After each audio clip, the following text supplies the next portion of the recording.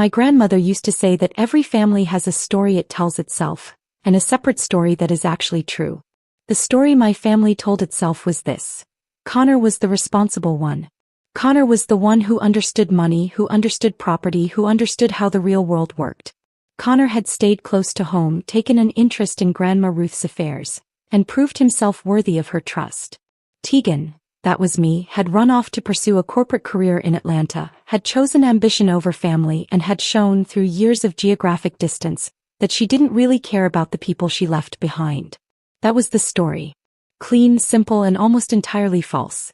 The true story was considerably more complicated, and on a Saturday afternoon in March 2024, it was going to come out whether my brother was ready for it or not.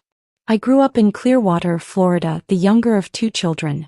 Connor was 4 years older than me, golden-haired and charming in the way that some people are charming without ever having worked at it, effortlessly, almost accidentally. He'd been his teacher's favorite, his coach's favorite, and most importantly our parents' favorite. Not in a dramatic, obvious way. In the quiet, accumulated way that shapes a family's entire architecture over decades. The way a door slowly warps in humidity until one day it simply won't close anymore. Our parents weren't cruel people. I want to be clear about that. My father, Robert, was a retired civil engineer who loved college football and crossword puzzles. My mother, Diane, had worked as a dental hygienist for 26 years and made the best lemon cake in Pinellas County. They were ordinary, decent people who had simply, without ever consciously deciding to, designated one child as the capable one and the other as the one who needed guidance. Connor was the capable one. I was the one who needed guidance. Every family decision came back to this invisible architecture. When Connor wanted to take a gap year after high school, our parents called it finding himself. When I wanted to defer college to work and save, they called it irresponsible. When Connor borrowed $14,000 from them at 24 and repaid roughly half of it, it was, good enough, he's trying. When I asked for $3,000 to cover a certification course that tripled my salary potential, I was told to figure it out yourself. You're independent, Teagan, you always land on your feet. I had in fact always landed on my feet. But I had learned, quietly and without announcement, that I would always be doing it alone. I moved to Atlanta at 27 for a supply chain management position with a mid-sized logistics firm. Within 3 years I was a regional director. Within 5 I was VP of operations for the Southeast Division. I owned a condo in Buckhead, drove a car that was entirely mine, and had a 401k that would have made my father's jaw drop, if I had ever told him about it, which I hadn't. Not out of secrecy exactly. Out of a bone-deep certainty that it wouldn't matter. Connor had a struggling landscaping business and 2 refinanced properties, and my parents still spoke about him with more pride than they'd ever directed at anything I'd accomplished. So I stopped announcing accomplishments. I stopped offering financial updates. I answered their questions about work with, "It's going well, thanks," and moved the conversation along. What I did do, and this is the part that changes everything, was visit my grandmother. Ruth Eleanor Hargrove was 81 years old when I moved to Atlanta and 86 when she passed, and in those 5 years she was the most important person in my life. People assumed I had abandoned her along with the rest of my Florida life. That was Connor's version, and my parents had absorbed it the way they absorbed most of Connor's versions.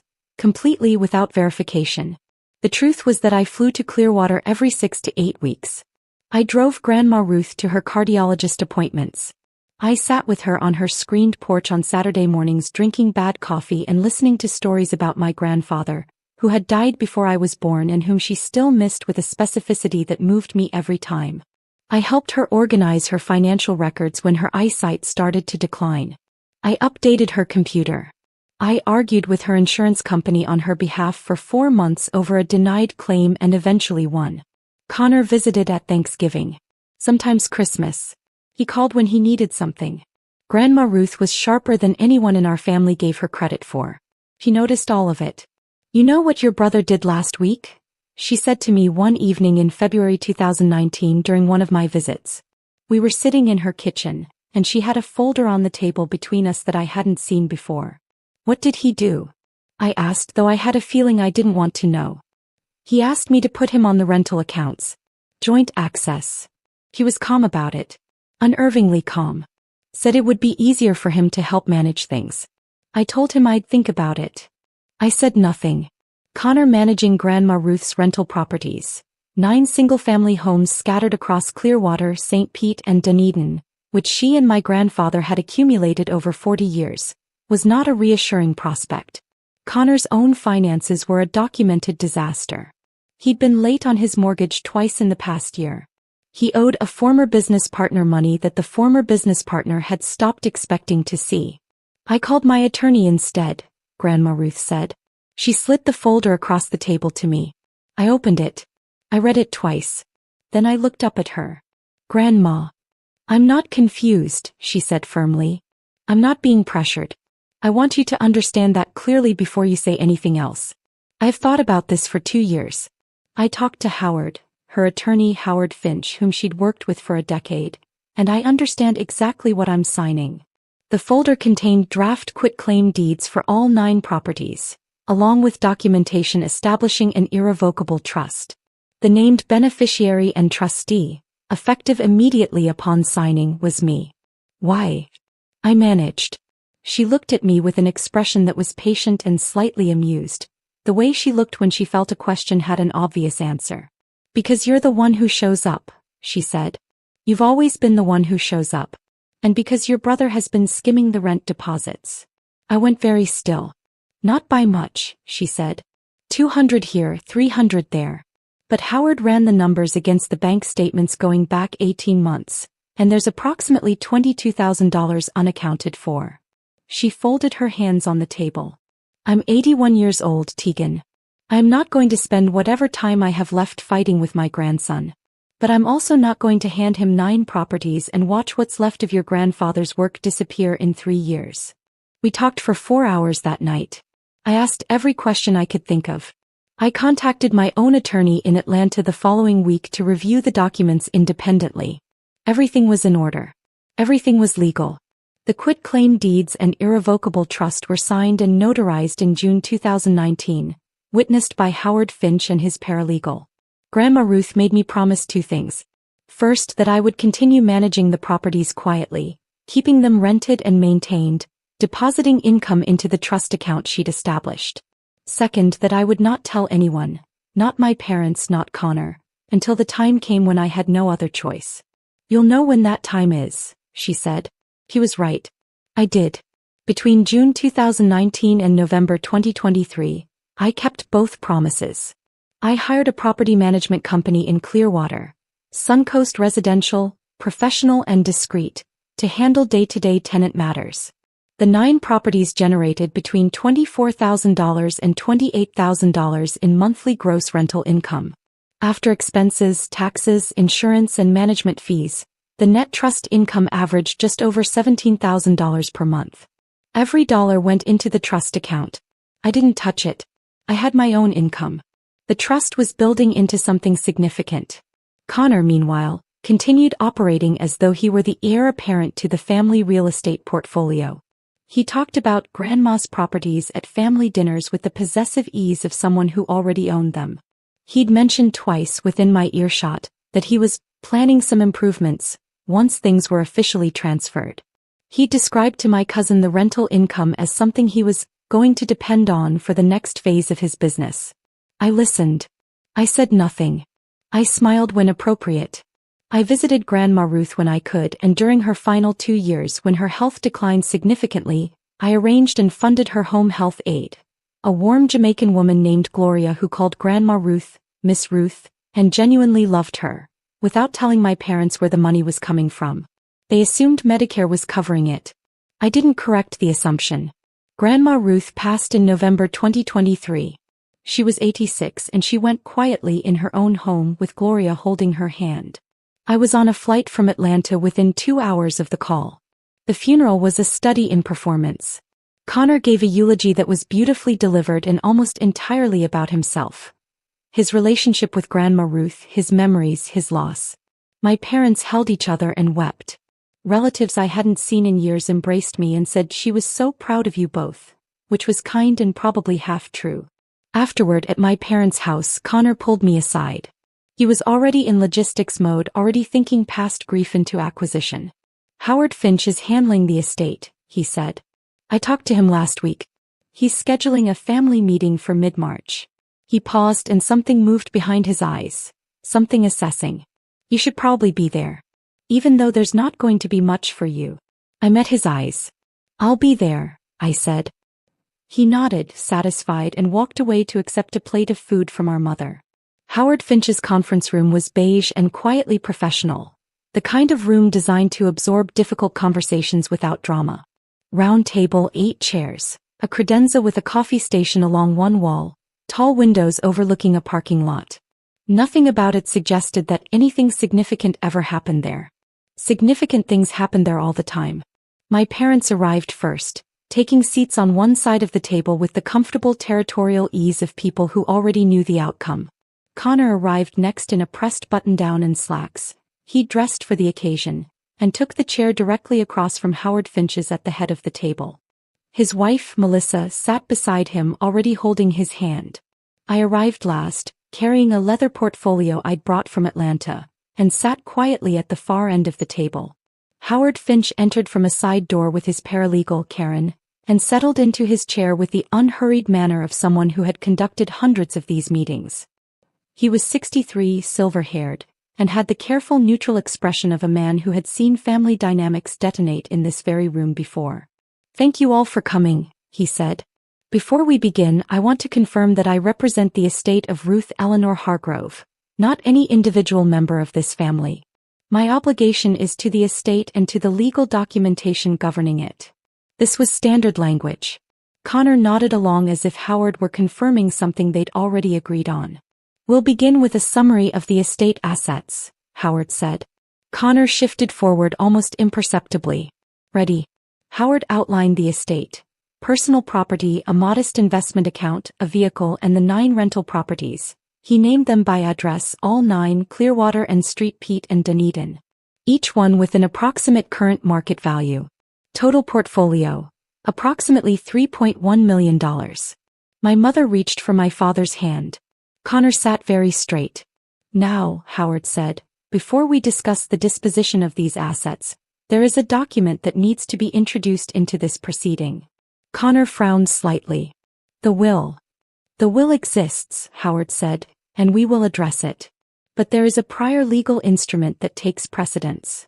He nodded to Karen, who placed a bound document set on the table. In June 2019, Ruth Hargrove executed 9 quitclaim deeds, 1 for each rental property, transferring full legal ownership to her granddaughter, Teagan Hargrove, effective immediately upon signing. Simultaneously, she established an irrevocable trust, the Hargrove Family Irrevocable Trust, naming Teagan as sole trustee and beneficiary. The room was very quiet. Connor's smile didn't fall immediately. It took a moment, like a structure discovering it has no foundation. "That's," he started. "Irrevocable," Howard said, not unkindly. "The term is precise. An irrevocable trust cannot be altered, amended, or revoked by the grantor after execution." Ruth Hargrove understood this explicitly. "I can provide documentation of our conversations at the time of signing if there are questions about her intent or capacity." My father had stopped breathing.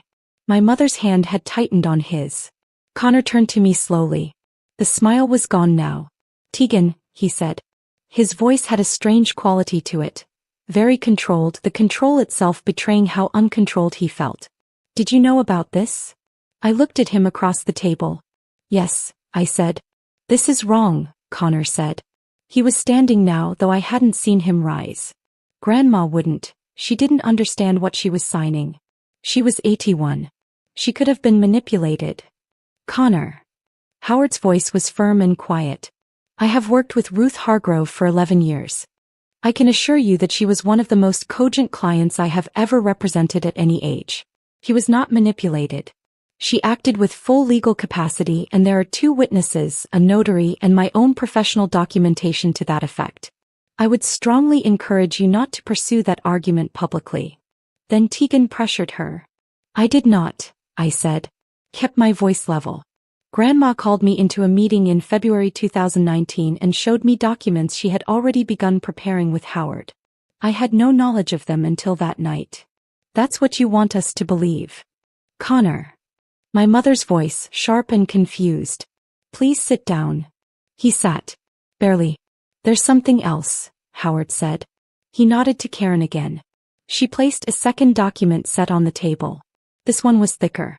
Professionally bound with a tab on the side that read, Forensic Accounting Review, Hargrove Rental Portfolio, 2019 to 2024. I watched Connor's face in the moment he read those words. I watched the color change. Ruth asked me, Howard said carefully, beginning in 2021, to commission periodic financial reviews of the rental portfolio's historical cash flows, going back to 2017. She had noticed certain inconsistencies in the accounting she received from the informal property manager she had been relying on prior to 2019. The informal property manager. Connor had taken over helping Grandma with the properties in 2017 after presenting himself as the logical choice.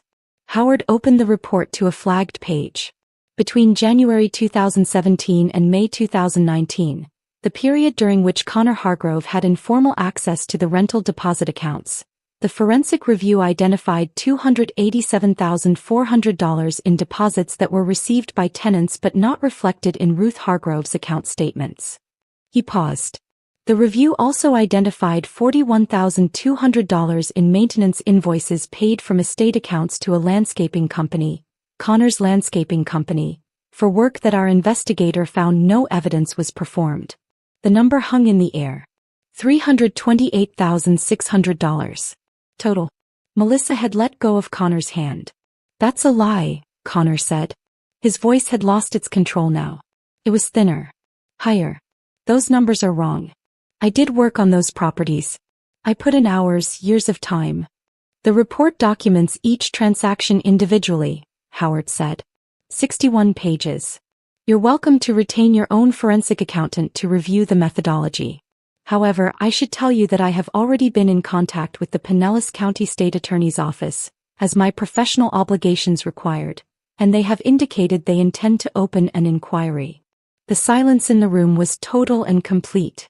My mother made a sound that wasn't a word. My father had both hands flat on the table, staring at them as if he couldn't decide where else to look. Connor turned to me. His face had gone through several changes and had arrived at something I hadn't seen on him before. Something stripped of all the usual architecture, the charm and the ease and the certainty. Just a man looking at his sister and understanding for the first time the full dimensions of what he was facing. You planned this, he said. Grandma planned this, I said. I kept her promises. The next 2 hours were not easy. My mother cried. Genuinely, not performatively. The way people cry when something they believed was true turns out to have been constructed. She'd believed Connor's version of the family story as completely as she'd believed anything, and watching that version disassemble in real time, line item by line item, was visibly devastating. My father asked to see the forensic report. Howard slid it to him and he read through 30 pages in silence, methodically the way he'd approached engineering problems his whole career. Find the flaw in the structure, understand how it failed. When he put it down, he didn't speak for several minutes. Connor made 3 separate attempts to reframe the narrative. The money was loans Grandma had approved verbally, the landscaping invoices were for work done under a different company name, the quitclaim deeds were the result of Teagan's manipulation, and each one collapsed against Howard's documentation within minutes. By the second attempt, even Melissa had stopped looking at him. I said very little during this period. I had waited 5 years. I could wait 2 more hours. What I did say when my father finally asked me directly why I had said nothing was this. Grandma asked me not to. She didn't want conflict during whatever time she had left. She wanted to handle it her way on her timeline, with legal documentation that couldn't be argued away in a family meeting. I respected that. I would do it the same way again. My father looked at me for a long time. He had the expression of a man recalculating. Not just the last 5 years but further back than that, reviewing decisions and assumptions he hadn't examined in decades. It wasn't a comfortable expression. But it was an honest one. We weren't fair to you, he said finally. Not as an apology, he wasn't there yet, but as a statement of fact offered plainly. We weren't fair to you and we didn't see it. No, I said. You weren't. Across the table, Connor said nothing.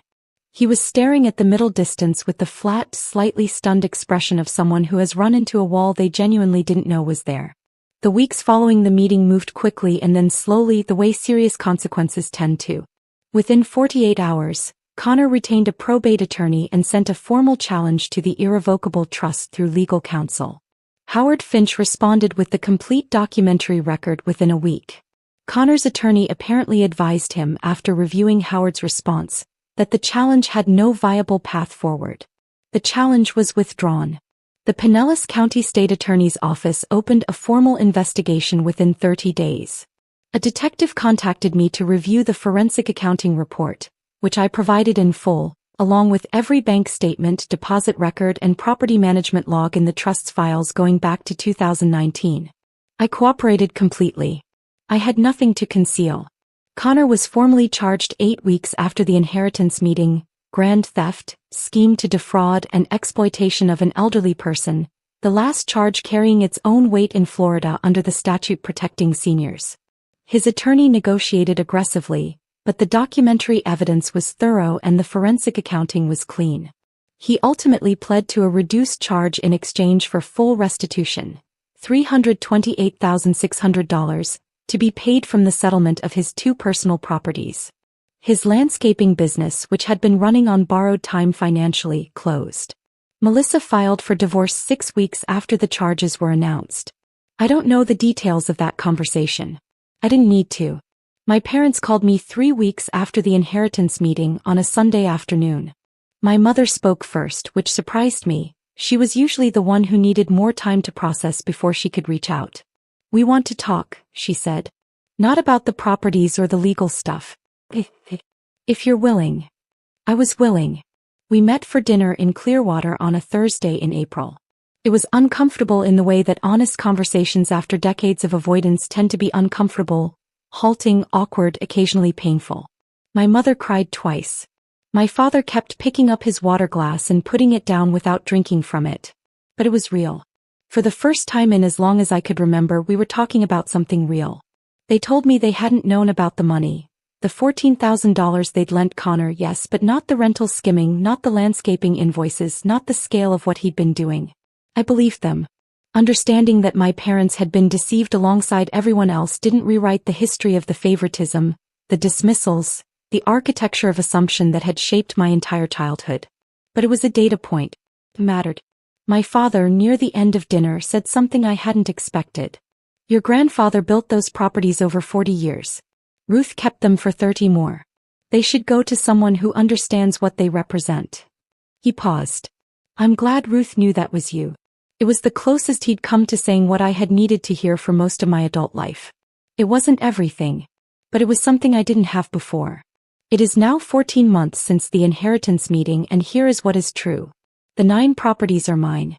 They always were, legally, since June 2019, but now they are mine in the way that all of the people who need to know are aware of. Suncoast Residential continues to manage them. The portfolio is fully occupied.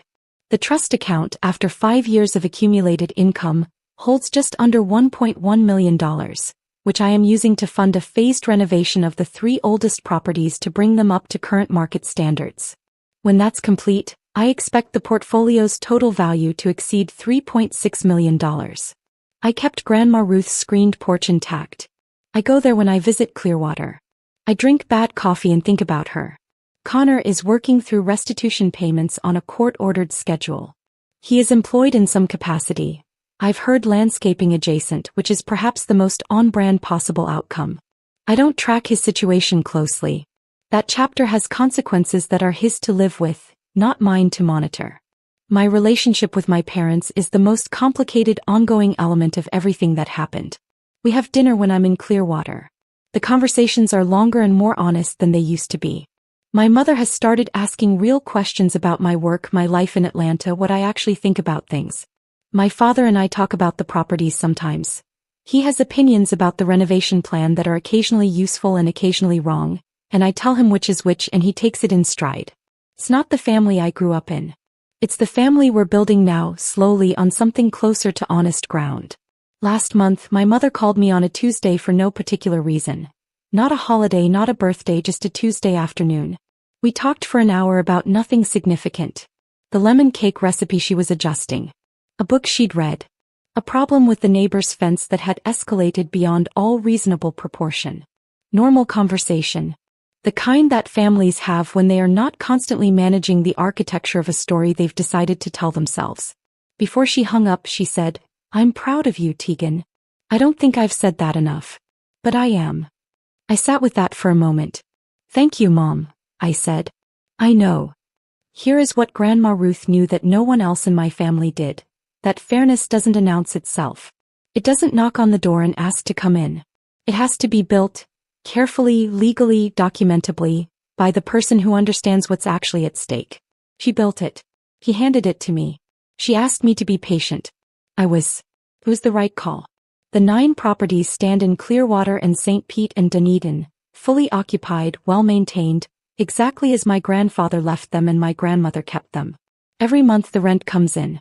Every month the trust account grows. Every month I am reminded that the people who built something worth keeping had the wisdom to make sure it ended up in the right hands. It ended up in mine. And that, as it turns out, is exactly what the deed says.